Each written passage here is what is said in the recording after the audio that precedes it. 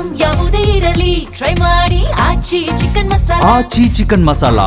ರಾಜ್ಯ ರಾಜಕಾರಣದಲ್ಲಿ ಹೈಕಮಾಂಡ್ ಭೇಟಿಗೆಂದು ದೆಹಲಿಗೆ ಹಾರಿದ್ದ ಕಾಂಗ್ರೆಸ್ ಶಾಸಕರು ಈಗ ಅಯೋಧ್ಯೆಯತ್ತ ಮುಖ ಮಾಡಿದ್ದಾರೆ.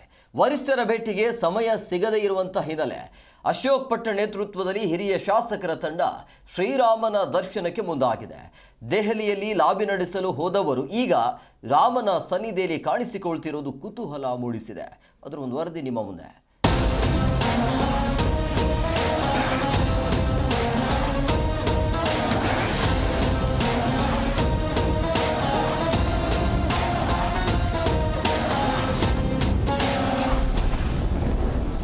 ವರಿಷ್ಠರು ಸಿಗಲಿಲ್ಲ, ರಾಮನಾದರೂ ಕೈ ಹಿಡಿಯುವನೇ. ಸಚಿವ ಸಂಪುಟ ವಿಸ್ತರಣೆಯ ಗುಸುಗುಸು ನಡುವೆಯೇ ಕೈ ಶಾಸಕರು ದೆಹಲಿಯಲ್ಲಿ ಬಿಡುಬಿಟ್ಟಿದ್ರು.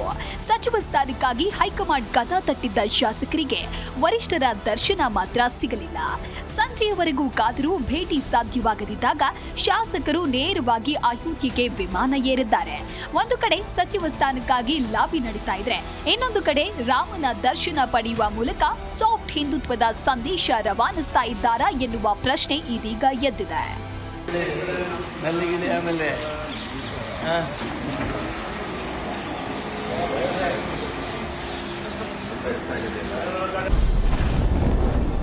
ಹೈಕಮಾಂಡ್ ಕೈ ಕೊಟ್ರು ರಾಮ ಕೈ ಹಿಡಿಯುವನೇ. ಅಧಿಕಾರಕ್ಕಾಗಿ ದೆಹಲಿ ಓಡಾಟ ನಡೆಸ್ತಾ ಇದ್ದ ರಾಜ್ಯ ಕಾಂಗ್ರೆಸ್ ಶಾಸಕರಿಗೆ ಹೈಕಮಾಂಡ್ ಗಾಳ ಹಾಕಿದೆ. ವರಿಷ್ಠರನ್ನ ಭೇಟಿಯಾಗಿ ಸಚಿವ ಸ್ಥಾನ ಗಿಟ್ಟಿಸಿಕೊಳ್ಳುವ ಪ್ಲಾನ್ ಉಲ್ಟಾ ಹೊಡೆದಿದೆ.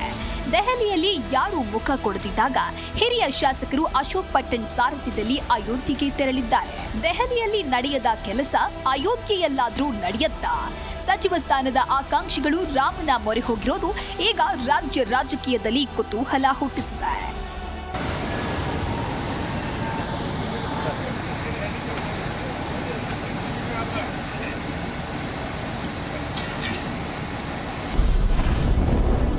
ಅಯೋಧ್ಯೆಯಲ್ಲಿ ಕರ್ನಾಟಕ ಕೈ ಶಾಸಕರ ದಂಡು.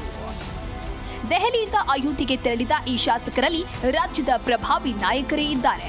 ಶಾಂತನಗೌಡ, ಹಂಪನಗೌಡ ಬಾದರ್ಲಿ, ಬಸವರಾಜ ಶಿವಣ್ಣನವರ್, ಆನೇಕಲ್ ಶಿವಣ್ಣ ಹಾಗೂ ಷಡಕ್ಷರಿ ಅವರನ್ನ ಒಳಗೊಂಡ ತಂಡ ಶ್ರೀರಾಮನ ಸನ್ನಿಧಾನಕ್ಕೆ ಭೇಟಿ ನೀಡಿದ್ದಾರೆ. ಸಚಿವ ಸ್ಥಾನದ ರೇಸ್ನಲ್ಲಿರುವ ಈ ಹಿರಿಯ ಶಾಸಕರು ದೆಹಲಿಯಲ್ಲಿ ವರಿಷ್ಠರ ಭೇಟಿ ಸಾಧ್ಯವಾಗದ ಕಾರಣ ಈ ಧಾರ್ಮಿಕ ಪ್ರವಾಸ ಕೈಗೊಂಡಿದ್ದಾರೆ ಎನ್ನಲಾಗ್ತಾ ಇದೆ. ರಾಜಕೀಯ ಲಾಬಿಯ ನಡುವೆ ಶಾಸಕರ ಈ ಅಯೋಧ್ಯ ಯಾತ್ರೆ ಹೊಸ ಚರ್ಚೆಗೆ ನಾಂದಿ ಹಾಡಿದೆ.